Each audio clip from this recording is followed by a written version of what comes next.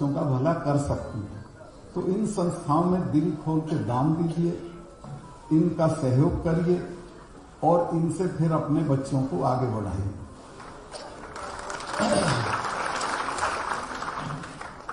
ये जो कवि महाराज हैं, इन्होंने वो एक उनका साधु का जिक्र किया जिन्होंने महारानी लक्ष्मीबाई को अपनी झोंपड़े के साथ जला दिया था, पर इन्होंने ये नहीं बताया कि वो साधु मेरे जिले के थे।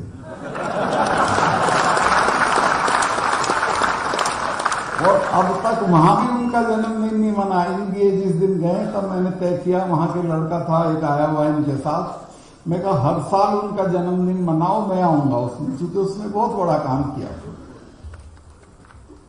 दूसरा, मैं जो आजकल इशू है किसानों वाला, उस पर तो बोलूंगा तो कंट्रोवर्सी हो जाएगी। ये अखबार वाले ऐसा कर देते हैं कि मैं 2 हफ्ते तक ये इंतजार करता हूं कि दिल्ली से कोई टेलीफोन और हालांकि गवर्नर को हटाया नहीं जा सकता, फिर भी जो मेरे शुभ चिंतक हैं वो इस तलाश में रहते हैं कि ये कुछ बोले और ये हटे। इस पे लिख देते हैं फेसबुक पे कि गवर्नर साहब जब इतना आप महसूस कर रहे हो तो आप इस्तीफा क्यों नहीं देते। मैं कहा भाई आपके पिताजी ने बनाया था मुझे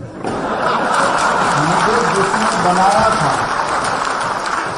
ना तो मैं वोट से बना, मुझे बनाया था दिल्ली में 2-3 बड़े लोग हैं उन्होंने, और मैं उनकी इच्छा के विरुद्ध बोल रहा हूं, तो ये तो मैं जान के बोल ही रहा हूं कि उनको दिक्कत होगी। वो जिस दिन मुझे कह देंगे कि हमें दिक्कतें छोड़ दो, मैं 1 भी मिनट नहीं लगाऊंगा। और पहले दिन जब मैं किसानों के पक्ष में बोला तो एक तय करके बोला था मैं फौरन छोड़ दूंगा और किसानों के धरने पे आके बैठ जाऊंगा। देश में इतना बड़ा आंदोलन आज तक नहीं चला जिसमें 600 लोग शहीद हो गए। कुतिया भी मरती है तो दिल्ली के नेताओं का शोक संदेश जाता है, लेकिन 600 किसानों का प्रस्ताव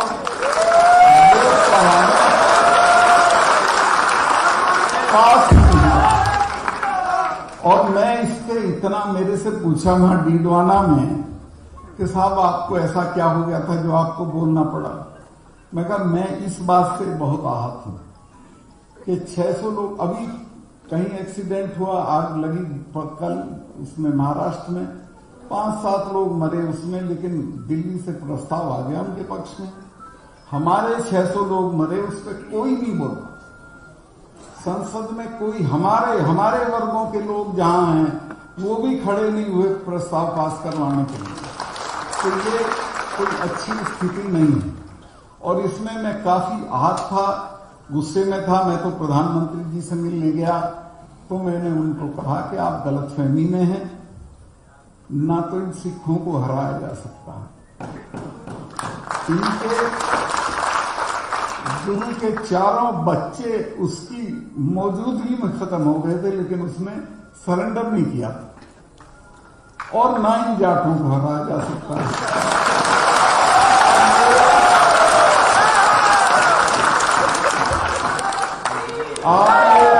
आप ये सोचते हो कि ऐसे ही चले जाएंगे, इनको कुछ ले दे के भेज दो और दो काम मत करना। एक तो इन पे बल प्रयोग मत करना, दूसरे इनको खाली हाथ मत भेजना, चूंकि भूलते भी नहीं है। 300 साल तक नहीं भूलते हैं। मिसेस गांधी ने जब अकाल तख्त तोड़ा तो उसके बाद उसने अपने फार्म हाउस पे महामृत्युंजय का यज्ञ करवाया। मुझे अरुण नेहरू मेरे अच्छे दोस्त थे, उन्होंने बताया कि सतपाल भाई, मैंने कहा कि फूफी तुम तो ये मानती नहीं थी, ये क्यों कर रही हो? तो उसने कहा तुझे पता नहीं है, ये जो अकाल तख्त तोड़ा है जिनका, ये तो 600 साल भी नहीं भूलते। मैं श्योर हूं कि ये मुझे मारेंगे। मैंने इंदिरा जी को ये इल्हाम था कि मारेंगे और उन्होंने मारा। जनरल वैद्या को उन्होंने पूना में जाके मारा जनरल डायर को लंदन में जाके मारा। तो मैंने ये कहा कि इन कौमों की पेशेंस का टेस्ट मत लो। परसों के एक डिस्कशन में 2 जनरल्स ने कहा कि इस किसान आंदोलन का असर भारत की सेनाओं के ऊपर भी पड़ रहा है। कुछ भी हो सकता है। आज आप ताकत में हो, घमंड में सब कर रहे हो, लेकिन आपको ये पता नहीं इसके क्या क्या नतीजे हो सकते हैं। कारगिल होता है तो इन्हीं किसानों के 20-20 साल के लड़कों को उस पर चढ़ा देते हो पहाड़ी पे। कारगिल में मैं ये मानता हूं कि सरकार की असफलता थी कि कारगिल में वो लोग घुसे, और उसका दाम हिंदुस्तान के किसानों के बच्चों ने चुकाया। 20 साल के बच्चे, दुनिया में कोई ऐसी लड़ाई नहीं हुई कि दुश्मन ऊपर बैठा और आप नीचे से रेंगते हुए जा रहे हैं, गोली खा के चिड़िया की तरह मर रहे हैं।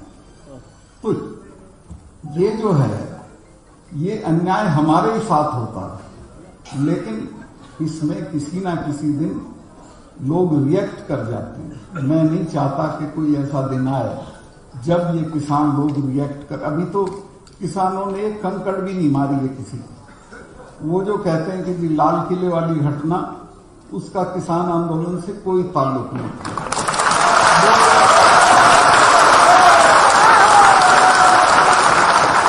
और मैं किसान आंदोलन का नेता होता तो मैं उसे भी जस्टिफाई करता। किसान लाल किले पे झंडा फहराने का अधिकार सिर्फ प्रधानमंत्री को है, लेकिन उसके बाद अगर किसी को है तो आप जानते होंगे कि आपके तो गीतों में, बातों में, किस्सों में लाल किला ले लिया, लाल किला लेंगे, ये आता है। भरतपुर माने लाल किला। इसी तरह सिखों के जिनके कई गुरु लाल किले के दरवाजे के बाहर गुरु तेग बहादुर की गर्दन कटी हो तो उसकी औलाद को लाल किले पे झंडा फहराने का अधिकार नहीं। और आप जितना भी लोकगीत है, कहानी है, किस्से हैं, उसमें सिखों और जाटों का एक ही रहता है, लाल किले पे जाना। जब चौधरी साहब की पार्टी हरियाणा में बिल्कुल नहीं थी और देवीलाल जी के पास में और बागड़ी जी गए और हमने कहा चौधरी साहब पार्टी ज्वाइन कर लो। उन्होंने कहा नहीं, काहे की पार्टी है तुम्हारी, मैं नहीं ज्वाइन करता। मैंने एक मीटिंग चौधरी साहब की कराई बड़ी भिवानी में, 1 लाख आदमी था, और मैंने उसमें कहा कि अगर आप साथ दे दोगे तो 6 महीने में चौधरी चरण सिंह को लाल किले पे चढ़ा देंगे। आप मेरा यकीन करें, पूरी भीड़ स्टेज पे के पास आगे जय जयकार करती हुई, और मुझे चौधरी साहब ने कहा कि पूरे हरियाणा में ये मीटिंगें करके ये बात बोल दो, इसी पे खड़े हो जाएंगे। आप हैरत करोगे कि हरियाणा में लोक दल इसी बात पे खड़ा हो गया कि लाल किले पे चरण सिंह को चढ़ा।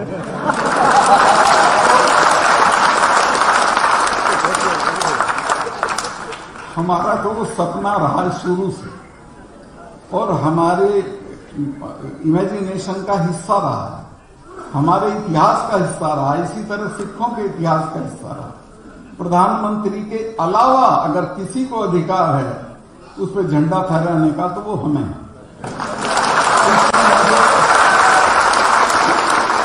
कोई शर्मिंदगी का एहसास नहीं होता अगर हमारा कोई लड़का लाल किले पे झंडा फहराया है। उस जगह तो नहीं फहराया जहां प्राइम मिनिस्टर ने फहराया था।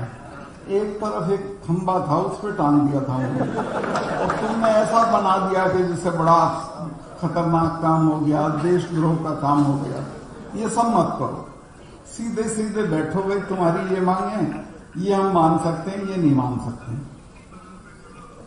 ये जो मैंने तो बल्कि ये कहा प्रधानमंत्री जी से कि आप राजा हो, आप बड़े हो, आप ये कहो किसानों को कि भाई तुम गलत हो, मैं सही हूं, फिर भी मैं तुम्हारी बात मान रहा हूं, क्योंकि मैं तुम्हारी तकलीफ नहीं देख सकता, तो आप बहुत बड़े हो जाओगे। तो अब मैं नहीं बताता उन्होंने क्या कहा, कैसे रिएक्ट किया, लेकिन मैं ये बता सकता हूं कि ये भी मैंने कहा कि ये सिर्फ एमएसपी आप मान लें, ये तीनों कानून तो सुप्रीम कोर्ट ने रोक रखे हैं, सिर्फ एमएसपी मान लो तो ये मसला हल हो जाएगा। लेकिन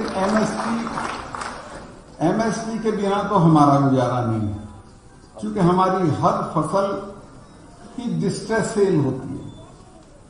हम बोने चलते एक दाम होता है, काटने चलते दूसरा दाम होता है, और एमएसपी से नीचे दाम मिलता है हर फसल का हर साल। उसके बिना तो किसान नहीं मानेंगे, उसको ये देना नहीं चाहते। उसका कारण मैं आपको बताना नहीं चाहता, आप जानते होंगे। इसमें किसी का नुकसान होता है एमएसपी लागू हो जाने से। जिन्हें एमएसपी से किसानों की जो डिस्ट्रेस सेल है वो चाहिए, और किसानों को कम दाम पे उनका माल खरीद के फिर बड़े दाम पे बेचने के लिए जो बैठ गए बाजार में। एक अडानी का तो 500 एकड़ में गोदाम बन गया उसमें पानीपत में, जब तक पार्लियामेंट में कानून भी पास नहीं हुआ। तो आपने पता है उसको क्या फायदा होगा अगर एमएसपी हट गई। पर मैं आपको लिख के दे रहा हूं कि सरकार और नौ सरकार एमएसपी रहेगी, एमएसपी कानून बनेगी और एमएसपी को कानूनी जामा पहनाया जाएगा।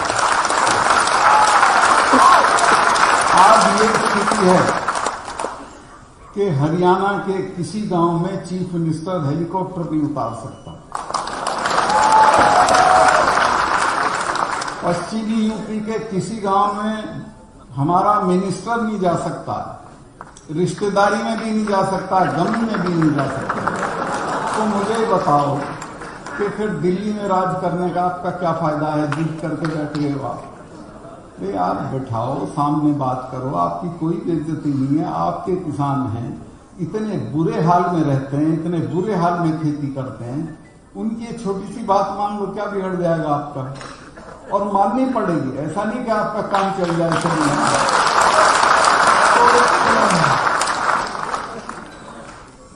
मैं बहुत लंबा हो गया और इस सब्जेक्ट पे मुझे बोलना नहीं चाहिए था। ये जो अखबार वाले हैं ये ऐसा कुछ कर देंगे।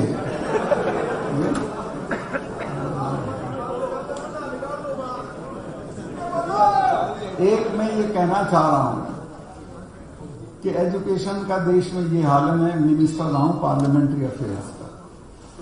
एक आपके यहाँ के मिनिस्टर थे जो गवर्नर हो गए, मेरे अच्छे दोस्त हैं, जगदीप जी। वो मेरे नीचे डिप्टी मिनिस्टर थे। मैं वीपी सिंह का स्टेट मिनिस्टर था और वो डिप्टी मिनिस्टर थे। तो मेरे पास एक दिन आए कि अरे मेरा महकमा बदलवा दो। मैं कहा क्यों? कहने लगे मैं जाता हूं तो चौधरी लोग कहते हैं जी क्या महकमा है ये? पार्लियामेंट्री अफेयर्स था वो। मेरे लोगों की तो समझ में नहीं आता क्या है। तो मैंने कहा जनवरी में गारंटीड बदलवा दूंगा, और सरकारी चली गई नवंबर में।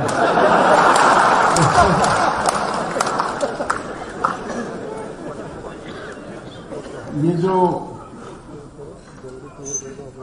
पार्लियामेंट्री अफेयर्स मिनिस्टर होकर मैंने देखा कि देश की संसद में पिछले 70 साल तो नहीं हुए, संसद को तो कम ही साल हुए, एक बार भी शिक्षा पे बहस नहीं हुई। बजट पास होता है तो बहुत महकमों पे बहस होकर तब पास होता है, लेकिन शिक्षा का बजट बाकी जो 6, 7, 8 महकमे रह जाते हैं उनके साथ क्लब करके इकट्ठा करके और बिना बहस के पास कर दिया जाता है, जिसे गिलोटिन करना यानी फांसी देना कहते हैं। तो शिक्षा के बजट को पिछले जब से संसद है तब से आज तक गिलोटिन किया गया, कभी उस पर बहस नहीं हुई। और आज तक 6% बजट के टोटल का 6% से ज्यादा उस पर खर्चा नहीं हुआ। और नतीजा ये है कि पूरी दुनिया में इंग्लैंड की एक यूनिवर्सिटी है जिससे 170, 160, 100, 110 इतने नोबेल प्राइज विनर है। अमेरिका की 7-8 यूनिवर्सिटी हैं और हिंदुस्तान में कितने नोबेल प्राइज विनर हैं? 11 हैं, जिनमें 6 विदेश में है। एक मदर टेरेसा है, एक रविंद्रनाथ टैगोर है। तो शिक्षा के बूते पे 5 आदमी भी हमने ऐसे पैदा नहीं किए जिनको नोबेल प्राइज मिल सकता, क्योंकि हमारी शिक्षा की वो क्वालिटी नहीं है। हमारी शिक्षा की क्वालिटी कैसे हो, हम तो 6% से ज्यादा खर्चा ही नहीं करते हैं। और एक मैंने वो जिक्र किया आपको कि वो यहाँ क्या 14 तल्ले का मकान रखेंगे, एक उसके क्या बोलते हैं, एक मंजिल पे कुत्ते रहेंगे, एक पे चाबियां रहेंगी, एक पे ड्राइवर रहेंगे, लेकिन शिक्षा के लिए एक भेले की चैरिटी नहीं करेंगे। दुनिया के बड़े लोग, लॉर्ड गिल्डॉफ है, बहुत बड़ा म्यूजिशियन है इंग्लैंड का, अपनी सारी आमदनी दे देता है एजुकेशन के लिए, अपने नहीं, अफ्रीका के गरीब बच्चों की एजुकेशन के लिए। और जहां जहां दुनिया के राज्याध्यक्षों की मीटिंग होती है, वहां जाकर उनसे कहता है 2 पैसा मांगता है। ऐसे ही लेवी है, लीवी करके है, ये दोनों संगीतज्ञ हैं।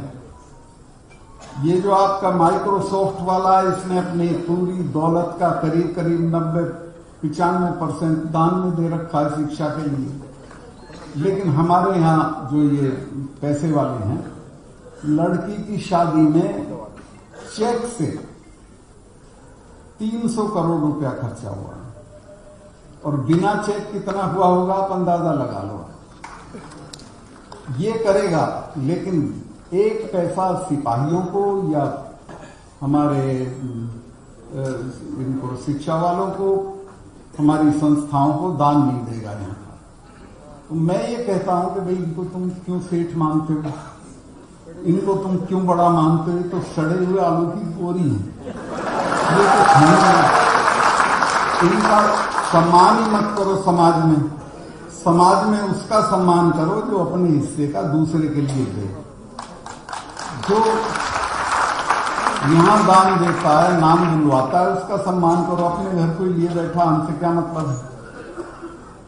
तो कुल मिला के मैं बहुत लंबा बोल गया, इतना मुझे बोलना नहीं चाहिए था। और ये अखबार वाले अब इसको 1 हफ्ते का मामला बना देंगे, पता नहीं क्या रखते हैं।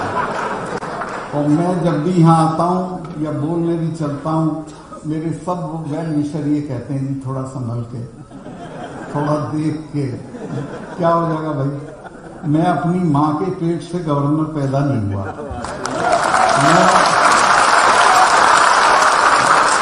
मेरे पास जो है उसे खोने के लिए हर वक्त तैयार रहता हूं। लेकिन मैं अपनी आत्मा, अपना सोच, अपने कमिटमेंट को कभी नहीं छोड़ सकता। चौधरी चरण सिंह जी,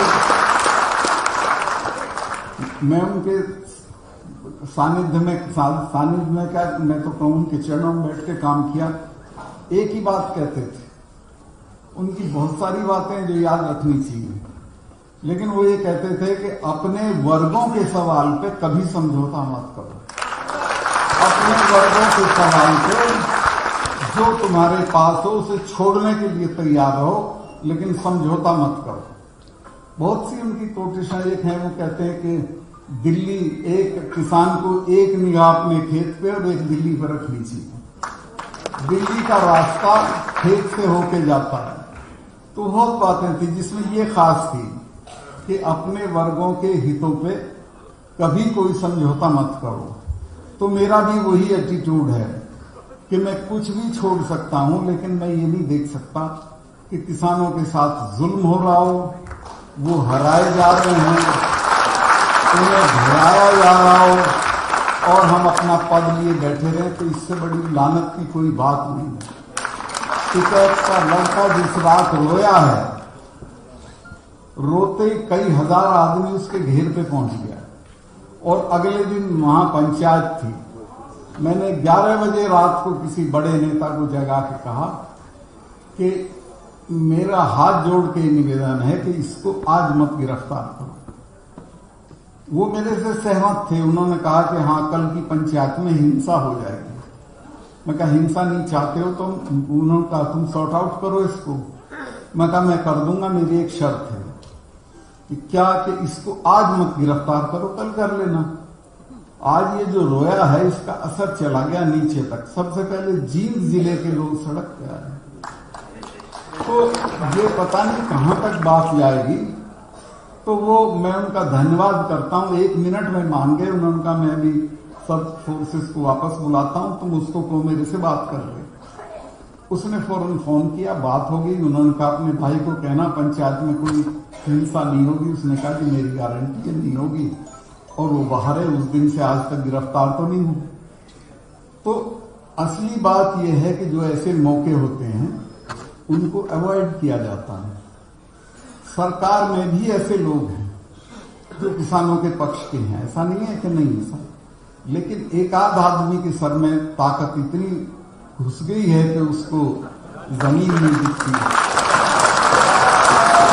लेकिन हमारे गांव में कहते हैं कि घमंड तो रावण का नहीं रहा। किसी ना किसी दिन ये बात समझ में आ जाएगी कि ये गलत है, और मुझे लग रहा है बहुत जल्दी आ जाएगी ये बात समझ में।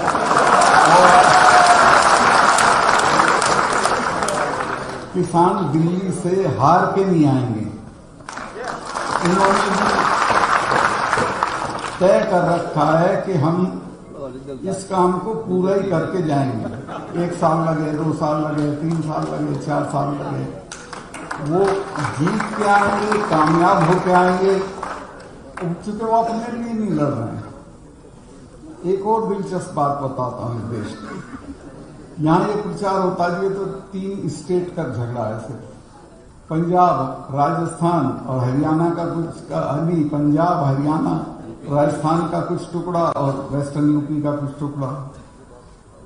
वो गलत फहमी में है। जब ये किसानों ने बंद की कॉल दी तो मैं उसके अगले दिन मेघालय गया था। तो मैंने पता किया तो उन्होंने कहा यहाँ के किसान भी बंद कर रहे थे। आप अंदाज लगाओ, जब मेघालय का किसान भी इनके साथ है तो देश में अकेले कैसे हैं। ग्वालियर से मुझे किसान जो मेरे जानने वाले हैं उनके फोन आए कि हम आ तो सकते नहीं हैं यहाँ, लेकिन आप ये बता देना कि हम इनके साथ हैं। तो ये बहुत बड़ा आंदोलन है, इतना बड़ा आंदोलन कभी हुआ नहीं है। और मीर साहब, ये पैसे तो आते जाते हैं, इनकी मदद करो और इनके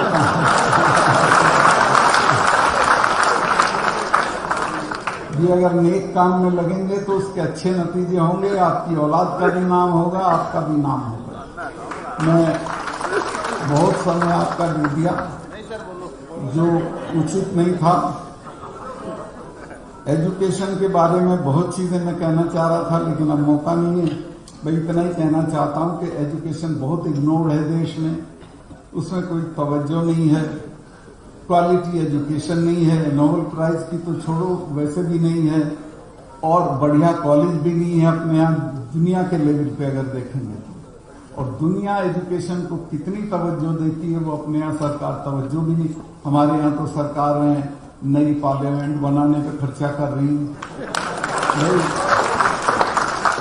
नई पार्लियामेंट के बजाय कोई बढ़िया वर्ल्ड क्लास कॉलेज बनाओ तो मेरी बात समझ में आती है, लेकिन वो उनका प्रायोरिटी नहीं है। तो ये हमें खुद करना पड़ेगा, क्योंकि हम पिछड़े हुए हैं और हम पे एक ही हथियार बचा है, ये आखिरी।